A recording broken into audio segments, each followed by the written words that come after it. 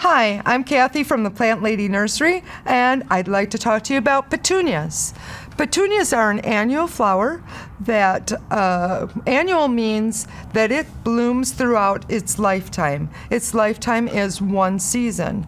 Now, perennial flowers bloom for a short time but come back year after year. Petunias come in many very different colors and varieties. The type that we have here is an upright petunia. They come in a trailing variety. They have a lot of different varieties, different colors. There's some with stripes in there on their petals. They're just gorgeous. These plants make great potted plants, and they're good for in the garden. They like to stay moist, but with good drainage. I recommend using petunias as spring and fall color, and I think they'd be a wonderful addition to any garden.